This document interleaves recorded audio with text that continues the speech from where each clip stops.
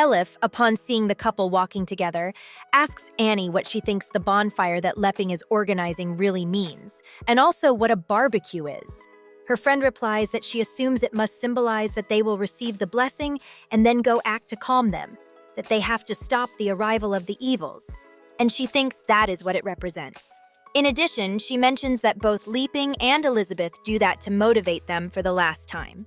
With everyone already surrounding a bonfire, the hero comments that they are about to begin and asks them not to be shy and to feel free to enjoy. Everyone affirms that they will do so. And Leping lastly comments that they do not need to be so serious.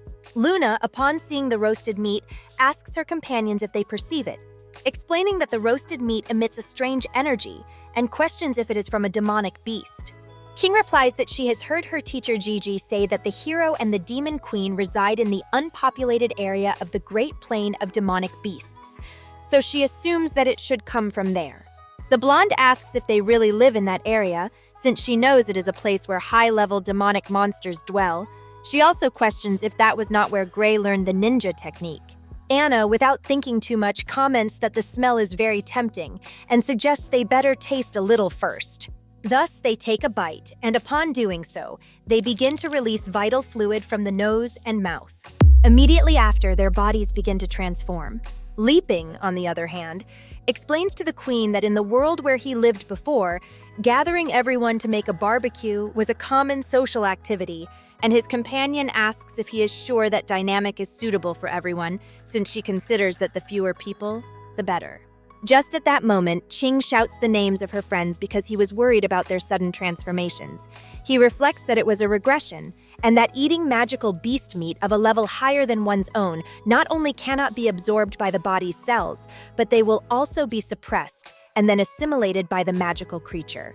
Gigi at that moment asks him not to worry and to remain calm, making a movement, which in the end was a cutting technique, reducing their altered bodies to dust, only to then order them to regroup, sending that dust toward the building and reconstructing the bodies of her subordinates on the bed.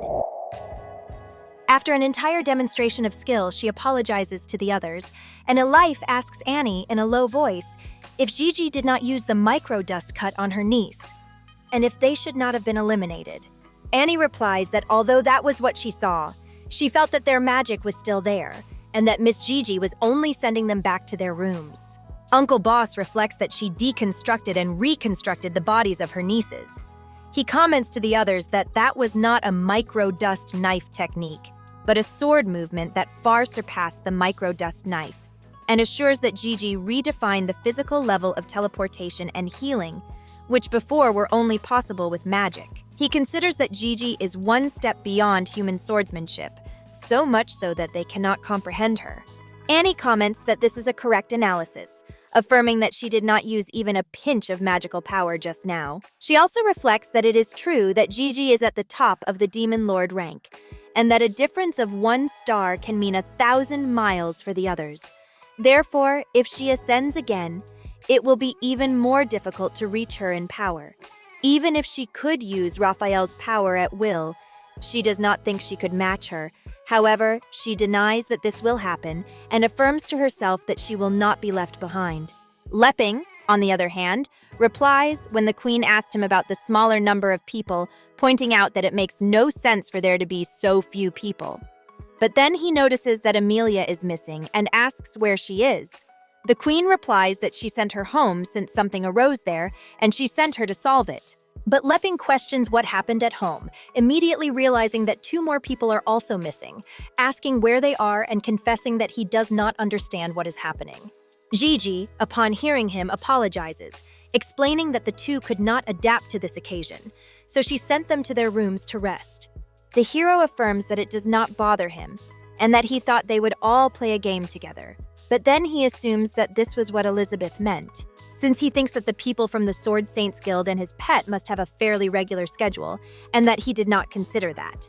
Upon hearing that, the queen asks what game he is referring to, and the hero replies that in a bonfire, this type of ambiance is perfect to play truth or dare. That alarms all his subordinates, since they assume that it is the final selection, while Uncle Boss and Elif think that the attempt to take advantage of the Joker's power was discovered.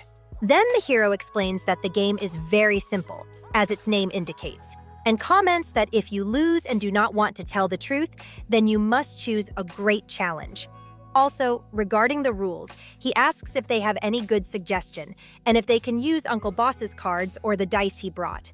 Pisceus, upon hearing him, affirms that this is great, asking if he can choose to be on the same team as the Demon Queen. However, Annie replies that he must have misunderstood the game. Gigi, for her part, comments to the hero that it is not necessary to play, and that she will choose the great challenge because under the guidance of Tai Chi thought, she has already eliminated all unnecessary darkness from her body. Heimerdinger reflects that earlier he had thought the queen had died, and with the intention of becoming king, had contributed some of his compatriots to Malfoy, saying immediately that he chooses the truth and asks if they want to know something. Annie, for her part, also chooses the truth and assures that everything they want to know, she can say at any time. Uncle Boss thinks that the hero is reminding them that no matter how strong they have become, they want to be sure they have no secrets, to prevent them from falling into darkness. He responds immediately that he also selects the truth, and that he has nothing to hide. Elizabeth informs that she likewise chooses the truth and asks what he wants to know. But then she changes her mind, affirming that she better chooses the challenge and questions what he wants her to do. Leping laughs and clarifies that they are all mistaken, since the game is not played like that, and first they must use cards or dice. The queen, upon hearing him, affirms that this is annoying, asking if he does not realize that besides her, the others do not dare to participate. That is why she wants to declare that this party has ended. At the same time, Leping thinks that in fact she is right, since if everyone does not know each other well, it is better to do fewer activities. Otherwise, it will be like a forced team building. Thus, the queen snaps her fingers, activating her teleportation power. While channeling, she asks if he wants to play with her, and that she will return to the room with him to have fun until exhaustion. Leping, upon seeing that she is already leaving, comments that he will let them handle the cleaning, disappearing at once and appearing in the bed, affirming to himself that that was very fast. The queen, being on top of him, affirms that they have repeated these gatherings many times and that they are already boring for her. She asks him not to beat around the bush and to give her a reward for accompanying him to this bonfire. But Leping, somewhat desperate, asks her to wait, and that only one more step is missing, since as a defender of pure love, he holds it. Elizabeth, impatient, asks what else is missing, and asks him not to say anything else, since she will not let him escape again. It is then that he goes and turns off the lights. Elizabeth understands that he likes a slightly darker environment, and that he should have said so. But then a light appears. It was a message that Leping wrote on the wall.